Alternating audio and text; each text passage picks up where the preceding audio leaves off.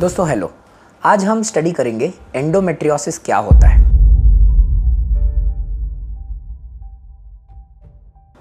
Guys try and understand, endometriosis वो बीमारी है जिसमें एंडो का मतलब होता है एंडोमेट्रियम, मतलब ये जो अंदर का एंडोमेट्रियम है, यूट्रस का सबसे इनर पार्ट, जो पीरियड के समय, मेंस्ट्रुएशन के समय बाहर शेड आउट हो जाता है, राइट।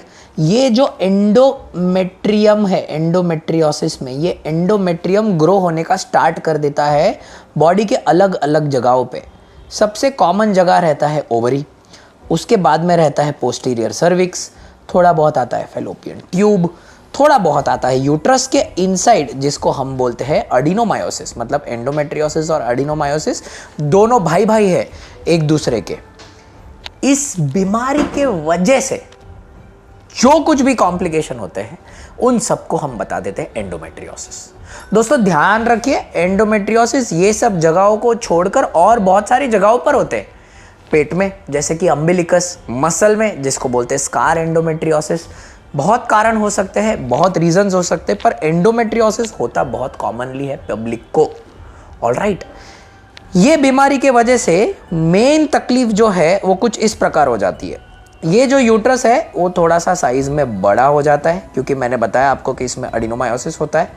और जो ओवरी और फैलोपियन ट्यूब हमने दिखाया ना, ये देखिए नॉर्मल एनाटॉमी के जगह पे एक दूसरे को आकर पीछे से यूट्रस के पीछे चिपक जाता है। ये रहता है एंडोमेट्रियोसिस। ये बीमारी बहुत पेनफुल बीमारी है।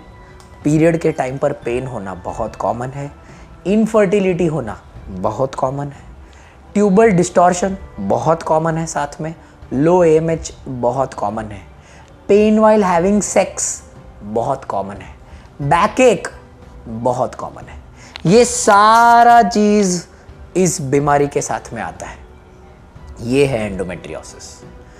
इनफैक्ट अगर मैं आपको सिंपलिस्टिकली समझाऊं, ये बीमारी रिप्रोडक्टिव एज ग्रुप का सबसे कॉमन बीमारी है। मतलब जो फीमेल्स बिटवीन एज 20 से लेके 45 के बीच में है, उसमें एंडोमेट्रियोसिस बहुत कॉमन बीमारी है।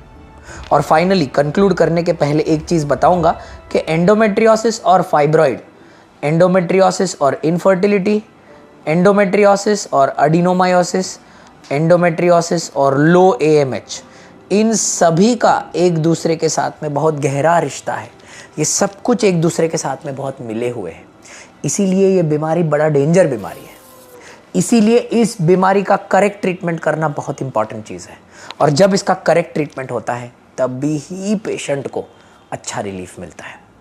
हमारे कोर्स के द्वारा हम ये पूरा बीमारी आपको डिटेल में कवर करेंगे और डिटेल में समझाएंगे, ताकि ये पूरा कोर्स देखने के बाद में आप खुद एंडोमेट्रियोसिस को लेकर एक करेक्ट डिसीजन लेने की क्षमता रखेंगे।